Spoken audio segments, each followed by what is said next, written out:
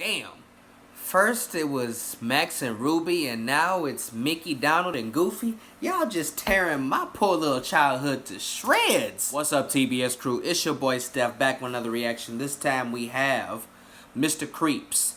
Don't try talking to Disney World mascots at closing time. Creepypasta uploaded June 17th, 2019. Now down in the description, as usual, there will be links to Mr. Creeps' channel, a link to this original video so y'all can see it for yourselves without my commentary. Also will be links to all of my social medias. Get at your boy and see the personal life that I don't upload to YouTube. Without further ado, let's get into it. Written by Author JoJo. Shout out Author JoJo. I've always wondered who was behind the costumes.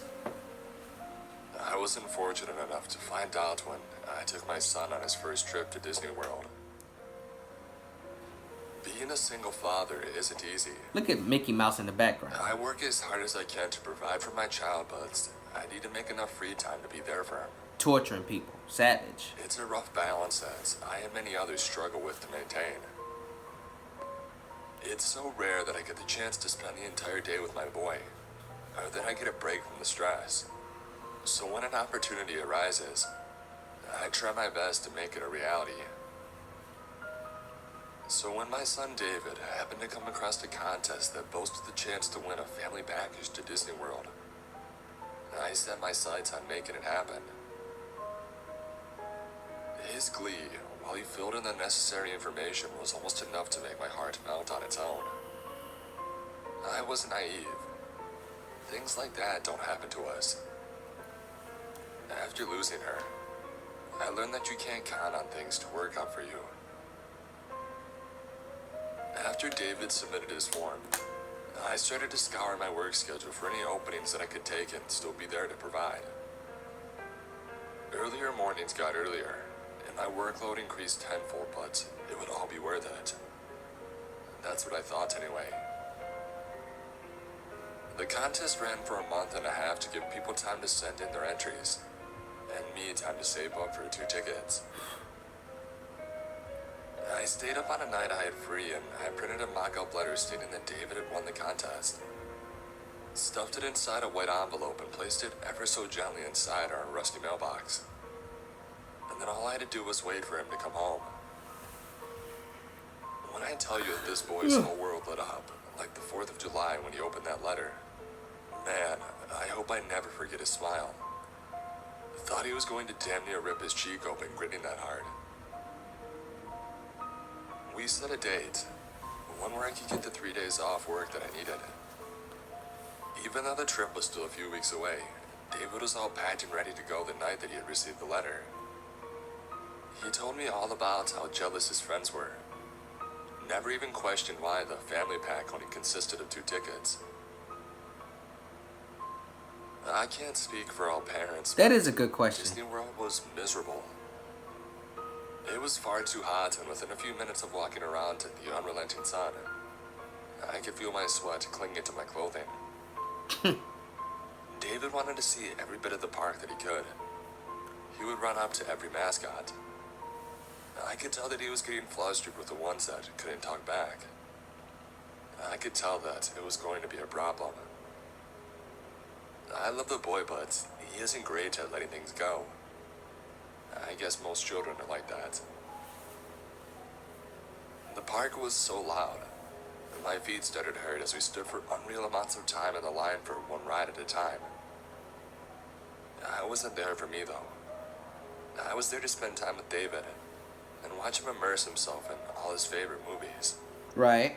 Still, though, despite me trying to explain the mascot's silence, he continued to protest. I would have to walk up and pull him away from the silent animals.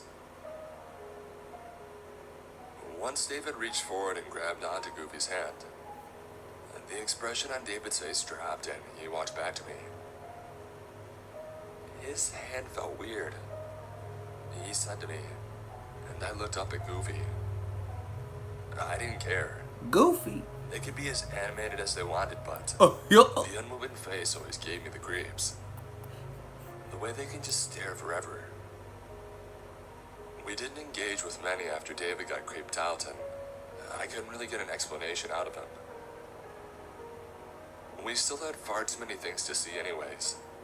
We couldn't be stopping to talk to each and every make-believe character. David's mood slowly returned as we feasted on a monstrously expensive meal, and we went on a few more rides. We sat together as the sun had long since passed the horizon, and we watched the fireworks leap into the air. The brilliant spectacles of colors and booms filled the park, and despite all my complaints, there with my boy, it truly was the happiest place on earth. It would have been picture perfect if it wasn't for all the mascots that stood around us. With every glow of the various colors, their features were outlined and then they'd fade into the dark. It was eerie, and I was glad that David hadn't gotten scared. You better watch them, fam. Once the grand finale sent a seemingly endless stream of fireworks cascading into the sky, filling it with bright, sparkling lights, I noticed that the mascots had left. And then the fireworks ceased, and our only lights were the sparse place lamps around the park. Here you And go. after a bit more time of walking around, it was time for us to leave. David said that he needed to use the bathroom, so we started our search, but the crowd was flowing like a river towards the exits. This is when shit hits the fan. I was bumped on my shoulder, and I turned to face a man who gave me a quick, apologetic glance. That was all it took for David's hand to slip loose of mine. Looking back, I noticed that I was alone. My head frantically swiveled, searching through the crowd. My voice raised above the surrounding chatter as best as it could to call his name, and when I didn't hear a reply, I started pushing against the tide. My exhausted body brushed up against an ocean of others as I tried to find a clearing, hoping the herd would thin out. My breath and my heart started to race in tandem as seconds felt like an eternity. Getting near the back of the park, I could hear a distant and timid, "Hello?" swimming underneath the conversations of the park. David. It was David. I looked around like a madman, and once only a few people were surrounding me, I could see under one of the lights was none other than Mickey Mouse. Of course, I thought. Of course. Right. David would want to say goodbye to Mickey if he saw him. With the crowd dissipated, I quickly jogged to the oversized rodent, and I noticed that David had a small collection of tears under his eyes. I promptly asked him what was wrong, and he said that Mickey wouldn't say goodbye to him. The last thing I wanted was for David's final memory of the park to be a negative one. All he wanted was a goodbye. I stood up straight, and I looked the mouse in his saucer-sized black pupils, and then back at my son who was wiping his cheeks. Slowly, I stepped forward and I leaned in towards the mouse's ear, and I did my best to keep a whisper that my son couldn't hear. "Hey, I know you're not supposed to. Even if it's the worst impression, please just say goodbye." There was a moment of silence, and when I didn't receive a response, I started to pull away from Mickey. "Daddy?" David chimed in, and when I turned my head, I noticed that Goofy had closed in on us. See? Looking back at Mickey, in the dark when I stared into his pupils, it seemed like the dark they were made of was swirling. I told David that we should probably just get going, but he said that he wanted a goodbye, and he grabbed Mickey's hand. Fuck that! Mickey grabbed back. The grip must have been strong as David immediately started to struggle against it, and he screamed for me. "What the hell?" I shouted towards the rat. Keep your eyes on Goofy. I reached out to grab Mickey's arm, and when my hand made contact, I understood David's previous statement. Weird was the only word that I could come up with, too. Whatever was under the costume was much skinnier than a person should be. The mask that I grabbed onto felt like it was constantly shifting around under my hands. I wanted to leave the park, but I also wanted to give my son fond memories of it. I didn't want things to get physical. turned to look at David, but instead of being able to focus on calming him down, I noticed Goofy was walking closer to us. See. The illumination above us cast completely on the front of Goofy, and the costume's fabric was writhing. Like hundreds of fingers were under the costume, all pressing on the inside of it. That was enough. I would just buy the kids some damn ice cream on the way home. Let go or I'm going to hit you, I warned. I'm gonna knock your ass out. I was tired, but the thing under my hand didn't feel like it had any muscles to speak of. Yet it continued its dead gaze into my eyes. I'm gonna put you to sleep. David's cries echoing in my head. I reeled back and I threw a punch towards the cartoon's head. I thought that it had come completely off, but it was just hanging off its shoulder. You need to go. Held together by a thin black string. Grab your son and go. A string that was moving around to pull the head back in place. Mickey's grip loosened and David was able to wriggle free. But me, I could feel two light brown arms wrapping around me. See. Run to the exit, David, I exclaimed as I wrestled against the dog trying to hold me in place. Gotta be careful for Pluto and Donald too. That's enough, a sweet voice commanded, and in response, Goofy pulled away from me. I adjusted my gaze to the female voice that had saved me. Minnie Mouse? Sorry, nighttime is feeding time. What? She spoke. I was beside myself as I looked into the face of Sleeping Beauty. Oh, wow. The actor stood under the lamp across the path with their hands clasped together. Mickey and Goofy stepped away from us. Mickey, now with his head back on his shoulders, stepped into the shadow. Sleeping Beauty walked forwards with an unwavering smile. We have to take care of the young, don't we? She spoke looking at David, but clearly addressing me. What's your name, little guy? David looked at me and then back to Sleeping Beauty. David? He whispered. Sleeping Beauty lowered herself to David's eye level and gave him a nice, toothy smile. Goodbye, David. She spoke, soft and kind, with one of her hands reaching out to hold David's hand. And good night. Raising back up to me my stare, she continued her almost inhuman smile. You're going to want to get that off of you. She pointed at my arm. There was what I first thought to be a strand of hair resting on my bare arm. What I thought was the hair then spread across and seemed to multiply until it was a straggly clump with thin strands reaching around. I felt a small prick as a number of the strands seemed to try and wriggle their way into my pores. Oh, wow. Quickly, I raised my other hand and I grabbed the mask. What the hell? As I pried it from my arm, the strands continued to brace into my skin. With enough effort, the tendrils were snapped loose and I chucked the mask to the ground before it could latch onto my hand. The clump moved across the tiled road until it found Sleeping Beauty, who bent over and let it rest into her gloved hands.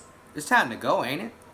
She nodded, and with that, I grabbed David's hand once more and pulled him towards the exit. It's time to go. His tears were gone, and all that was left was a satisfied grin.